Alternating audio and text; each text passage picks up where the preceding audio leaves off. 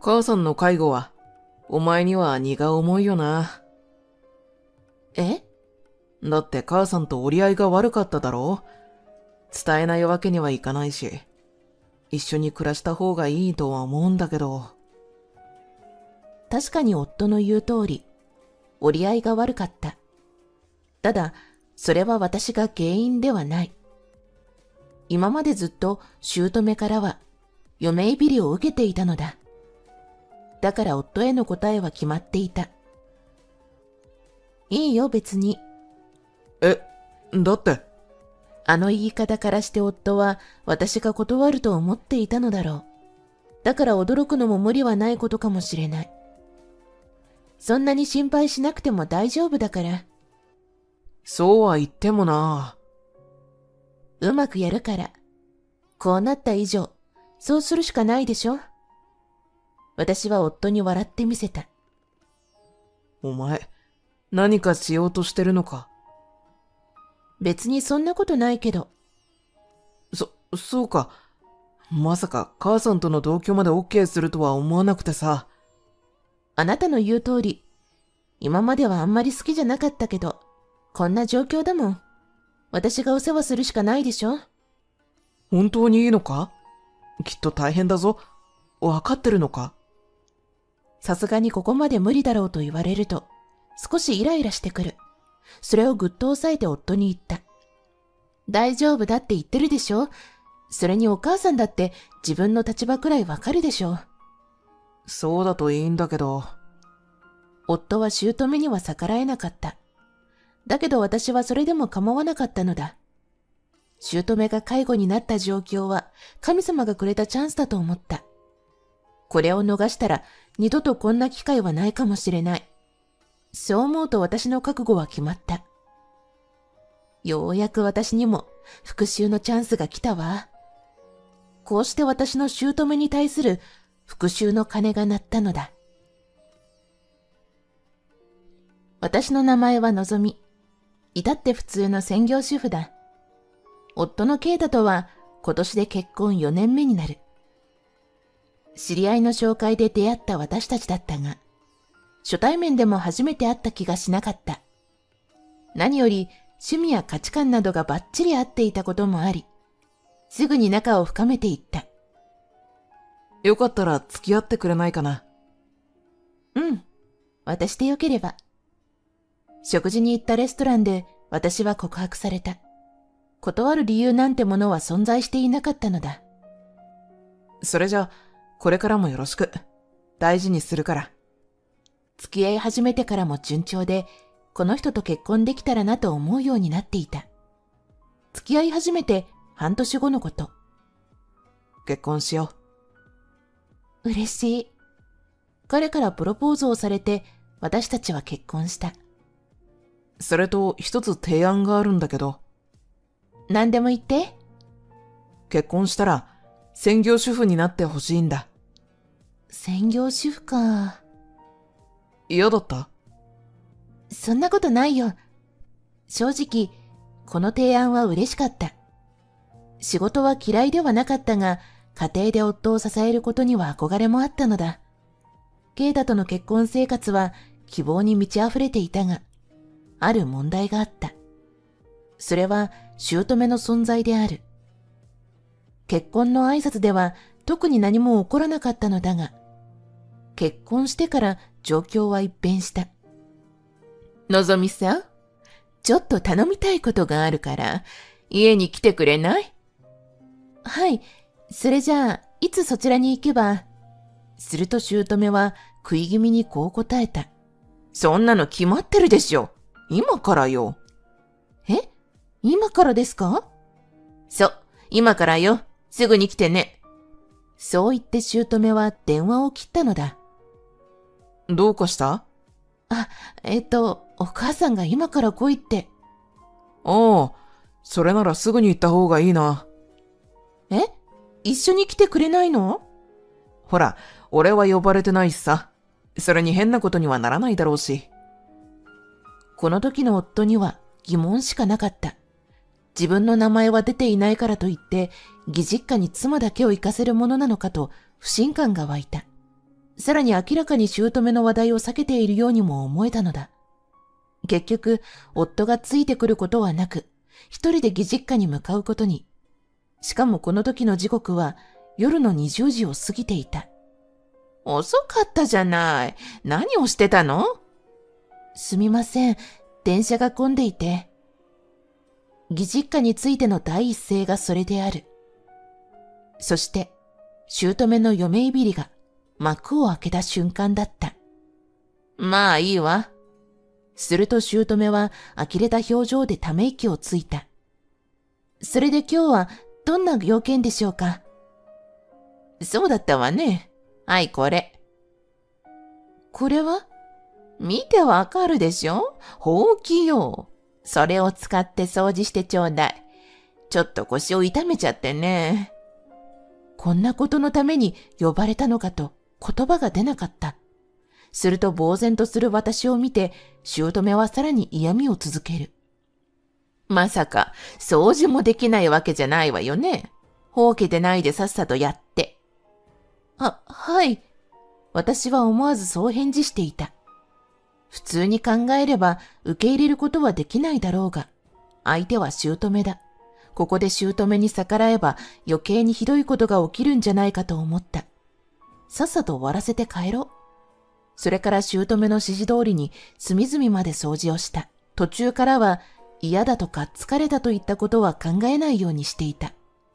そして23時を過ぎた頃、終わりました。まったく、もっとテキパキできないのかしら。じゃあもう帰っていいわ。はい。帰り支度をして玄関の扉を開けようとした時だった。そうだ。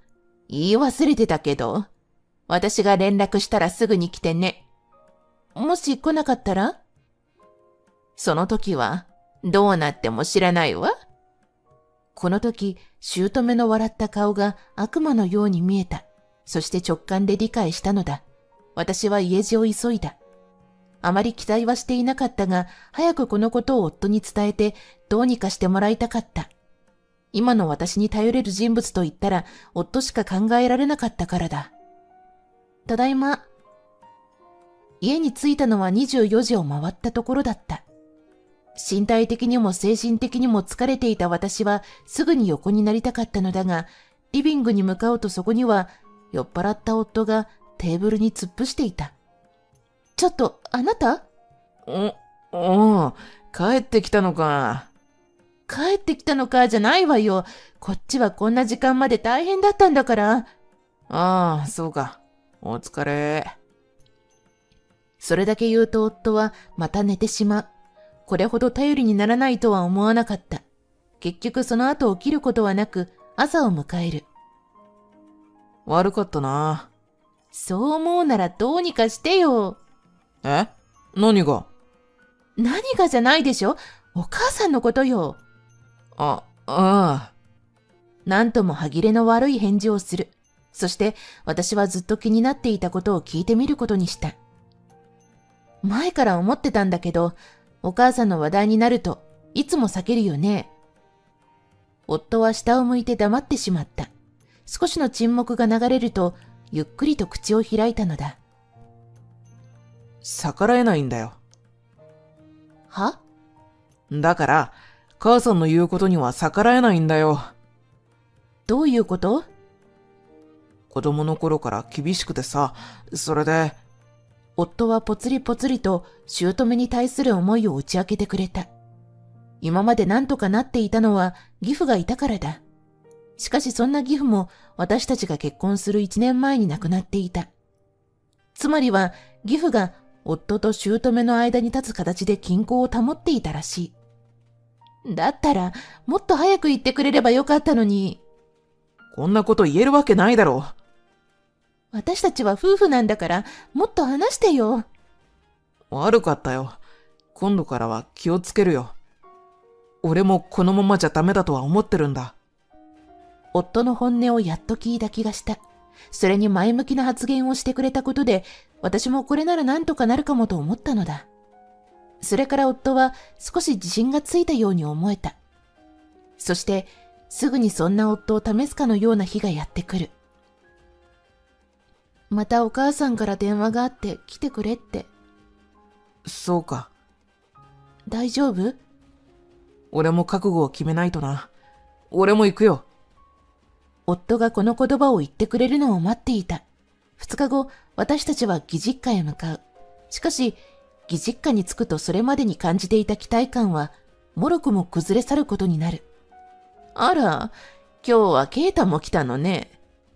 俺もたまには母さんの様子を見に来ようと思ってね。そうだったのね。嬉しいわ。やっぱり一人だと寂しいから。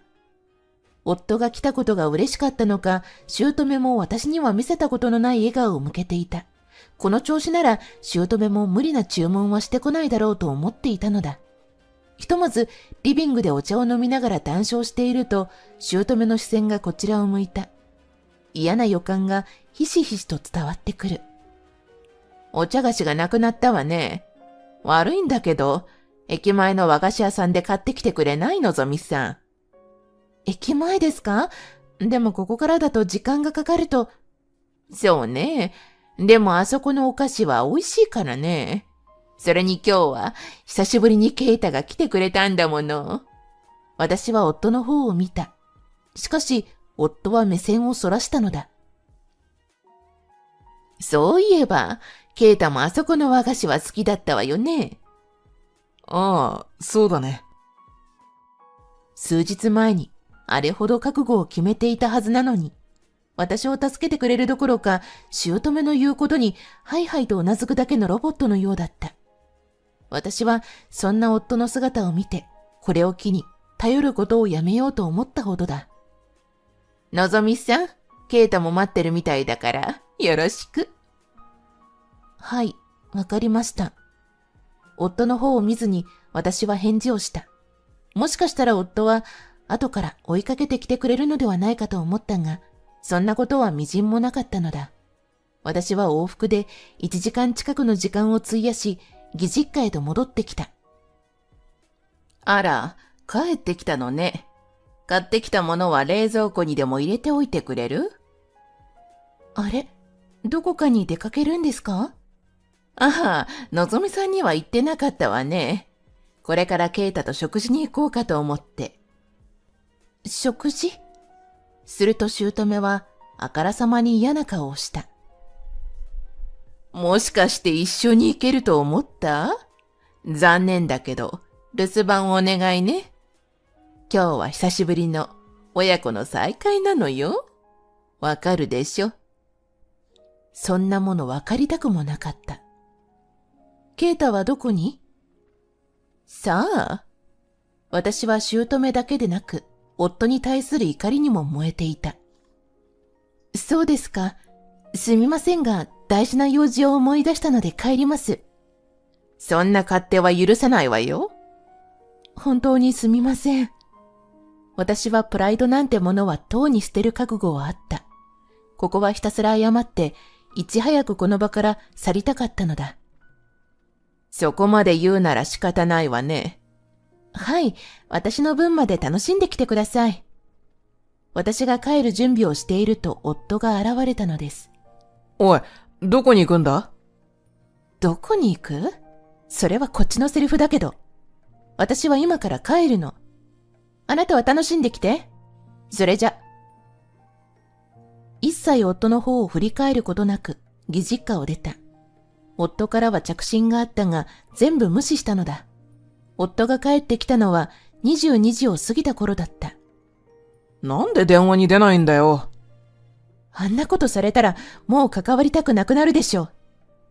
あの後も母さん怒ってたんだぞ。そんなの私には関係ないし。徐々に夫との会話も減っていった。それからも姑からたくさんの連絡が来たが、そのまま放置するのが当たり前のようになる。もしもし、今家か？そうだけど。母さんが。ちょっと落ち着いて。あ、ごめん。とりあえず帰ってから詳しく話すから。とある夜のこと。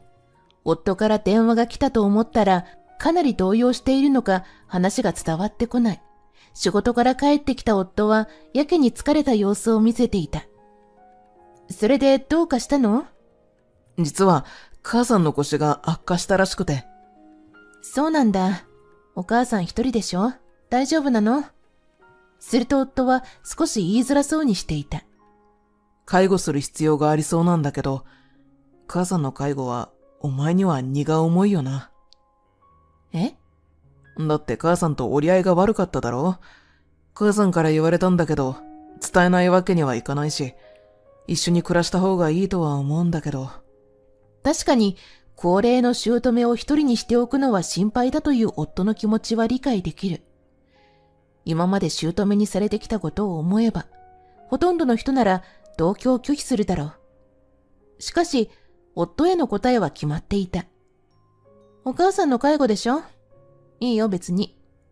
だって。あの言い方からして夫は私が断ると思っていたのだろう。だから驚くのも無理はないことかもしれない。そんなに心配しなくても大丈夫だから。そうは言ってもだな。うまくやるから。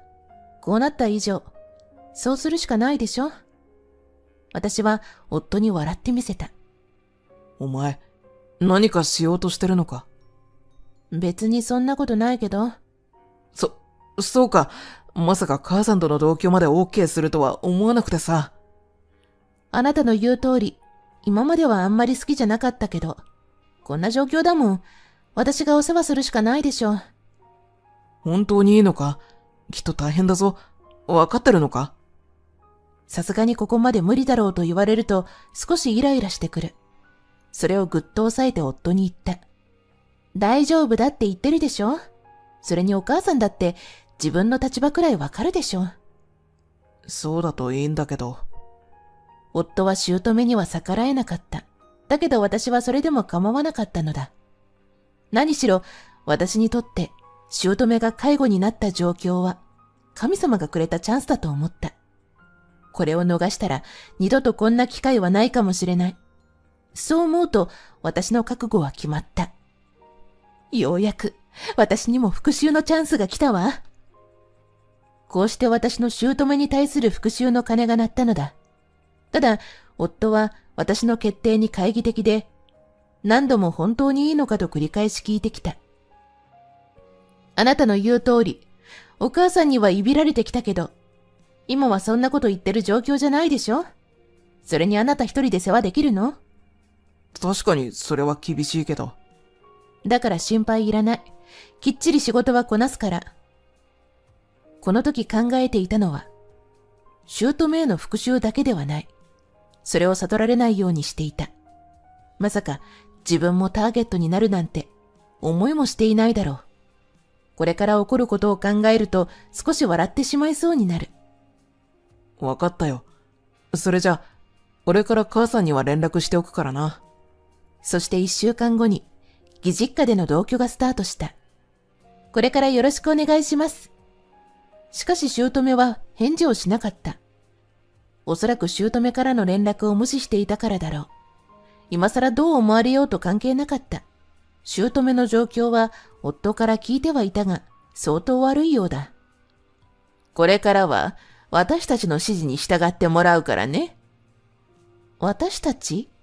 そうよ。私とケイタに決まってるでしょ。そうですか。わかりました。さらに姑はこう続けた。ここ最近、私を無視してくれてたみたいだけど、あなたはここに住まわせてあげるんだからね。私が呼んだら、寝ていようが、外出していようが来なさい。それが嫌だったらいつでも出て行ってくれていいから。私は拳をぎゅっと握りしめた。ここで反抗的な態度をとったら全てが台無しになってしまうのだ。必死に心の中で自分の気持ちを抑えた。そして私はこれから始まる介護生活の記録をつけることにした。それは日記などではない。復習するために必要な資料集めといったところだろう。何よこのまずい食事は。同居初日の夜、姑が食べたいと言った煮物を作った結果がこれだった。すみません、濃すぎましたか？恋なんてもんじゃないわ。野良犬だってこんなもの食べないわよ。気をつけますので。私は姑に頭を下げつつ笑いをこらえた。あえて姑が文句を言うような味付けにしていたのだ。さらにこの時の会話はすべて録音していた。会話だけを聞けば私が姑にいじめられている構図が見て取れるだろう。母さんの言う通り、美味しくはないな。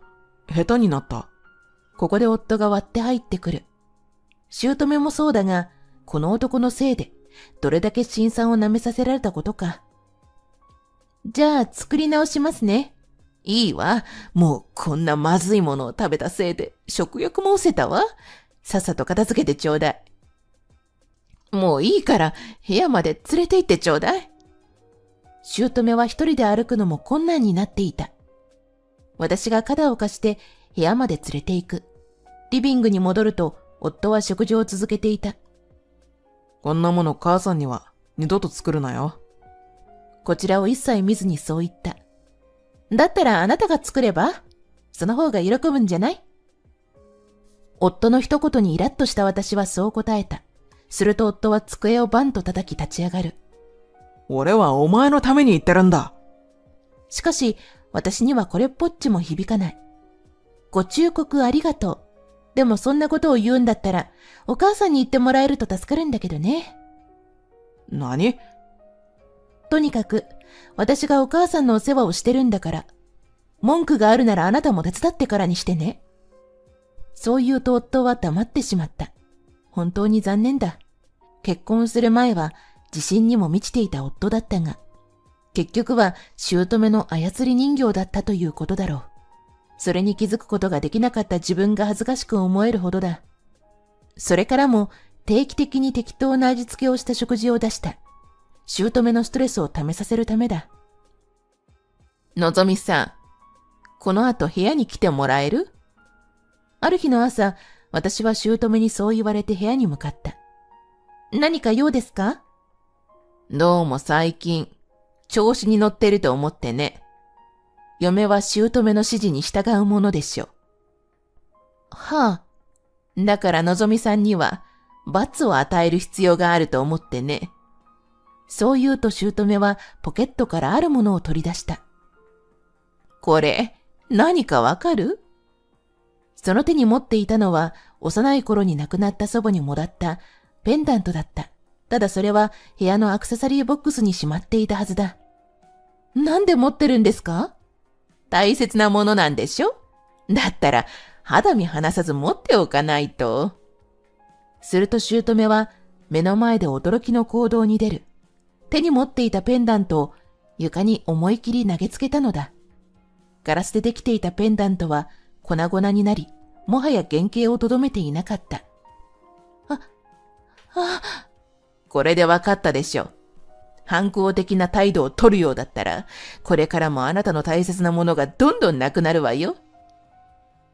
すぐに姑の部屋を出た。姑は私の大切なものを壊せばおとなしくなるだろうと思ったようだが、そんなわけはない。そしてなぜ姑がペンダントを持っていたのか。理由は一つしかない。私は帰宅した夫にすぐに詰め寄った。聞きたいことがあるんだけど、なんでお母さんが私のペンダントを持っていたの？俺は知らないぞ。だってあれはあなたにしか言っていないはずだけど、それに他にも高価なものはあったはずだし、わざわざあれを持ち出すなんてありえないのよ。俺だって言いたいのか？他に誰がいる？夫はこれ以上は無理だと思ったのか、姑の指示で持ち出したことを話してくれた。それならしょうがないわね。許してくれるのか？だってお母さんに言われたらどうしようもないでしょ。夫はほっとしたような表情になった。もちろん、許したわけではない。これ以上一緒にいると、どんどん大切なものが奪われていくと思った私は、今まで温めてきた計画を実行することに決めた。翌日私はすぐに役所に向かい、離婚届を手に入れた。必要なものを用意し終えて帰宅すると、何やら夫と姑の話し声が聞こえてきた。さすがにそれは。あなたも覚悟を決めなさい。チャンスは今しかないの。あなたたちに子供はいないんだから。そうだけど、やっぱり。なんで弱気になってるの？もし子供でもできてたら、それこそ面倒だったわ。二人の会話を聞いて、今すぐにでも飛び出していきたかった。ただ、話の続きが気になり、耳を傾ける。あんな女とはさっさと別れて、私の紹介した子にしなさい。まだ若いし、あんな女よりもいいでしょ。確かに可愛いとは思うけどさ。それに向こうは、あなたがバツイチでもいいって言ってくれてるのよ。夫は悩んでいるようだった。本来なら即刻拒否する場面だが、姑を恐れている夫にとっては、それができない。わかったよ。母さんの言う通りにするよ。ここまでの会話もスマホに録音し終えた私はリビングへと入った。のぞみ、帰ってたのか？ええ、ついさっきね。じゃあ俺は。どこかに行こうとする夫を引き止める。どこ行くの？いや。せっかくだから、さっきの話の続きを聞かせてよ。夫は目を見開いてこちらを見てきた。さっきのはそうじゃなくて、あたふたしている夫を尻目に、姑が口を出してきた。ケイタ、もういいじゃない。どちらにしろバレるんだから。私もそう思います。は？別にケイタが誰と一緒になろうが、もうどうでもいいことなんで。私は離婚届をテーブルに投げた。離婚届？離婚届を見た姑は手を叩いて喜んでいた。よかったじゃない。そっちから言ってくれて手間が省けたでしょ。そうかもしれないけど。どうも煮え切らない夫にはイライラした感情しか湧いてこなかった。だが単に離婚するわけではない。言っておきますけど、ただ離婚するわけじゃありませんよ。じゃあどういうことよ。じゃあこれを聞いてください。私は今まで録音してきた音声を順番に再生した。いつの間に。同居してからずっと。バレないようにですよ。でもそんなことしたって意味ないでしょ。そんなことありませんよ。これを証拠に慰謝料を請求させてもらうんで。は？姑の声は家中に響き渡るほどだった。もちろんケイタにもね。俺も？当たり前でしょ？お母さんにいびられてる間、あなたは何かしてくれたの？口ばっかりで何もしなかったじゃない。そんな。夫は頭を抱えて下を向いてしまう。今更後悔するぐらいなら、初めからどうにかしてくれていればよかったものを。まあそういうことなので、一応ちゃんと弁護士を通じていろいろと手続きさせてもらいますから。この家に置いてあげたのに、恩をあだで返すつもり？恩？そんなもの、結婚してから一度だって感じたことありませんよ。生意気な女ね。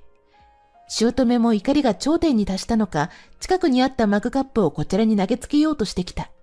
しかし手が滑ったのか、カップを自分の足に落としてしまう。その姿を見て、自然と笑ってしまった。何がそんなに面白いのよ。すみません。ケイタもずっと下向いてないで、何か言ったらどうなの？しかし夫は少しも反応しません。それじゃ、私は実家に帰らせてもらいますね。あとは二人で頑張ってください。こうして私は義実家を出た。外は雲一つない青空が広がっている。一度深呼吸して、改めて気合を入れ直した。おかえり。ただいま。しばらくお世話になるね。あなたも大変だったわね。まあね。でもやっぱりここが一番落ち着くね。実家に到着した私は、休みたい気持ちを抑えて弁護士を探した。幸い父の友人に弁護士がいてくれたおかげで依頼できたのだ。それから2週間後には離婚が成立した。夫と姑にはそれぞれ150万の慰謝料を請求することになる。特に姑からはこれでもかと文句があったが、それは印象を悪くするだけで首を絞める結果となった。おい、今まで母さんの世話はどうやってたんだ？離婚して数日後、慌てた様子で元夫から連絡が来た。は？そんなの自分で何とかしてよ。あなたのお母さんなんだから。そんなこと言うなよ。私だって初めは教えてくれる人なんていなかったんだから。少しくらい自分の頭で考えたら？すると夫は声を張り上げてきたのだ。だったらもういい。そんなことしか言えないなら、連絡なんかしてこないでよね。そう言って電話を切った。離婚してまであの二人に関わるのなんてごめんだ。後に風の噂で知ったことだと、夫は姑の介護がうまくいかず、結果として会社を辞めたらしい。おそらく介護に専念するためかもしれないが、それでは生活もままならないだろう。ただ、あの二人にとってはちょうどいい罰だろう。一方の私は、父の紹介で事務の仕事に就くことができた。慣れないパソコン作業に悪戦苦闘しながら日々頑張っている。これからここにいるんでしょ？そうだね。もう少しお世話になるね。好きなだけここにいなさい。これから先の未来はどうなるかはわからない。だが、今までよりは明るいと思う。元夫と姑には散々な目に遭わされたが、これからは自由なのだ。ナレーターの藤宮ひと子です。この人とならと結婚した相手の親からいじめられ、夫から守ってもらえない状況。私だったらすぐ実家に逃げ帰っちゃうな。虎視眈々と復讐の機会を狙っていたのぞみさん、完璧な復讐を果たしましたね。とってもかっこよかったです。最後までご視聴いただきありがとうございました。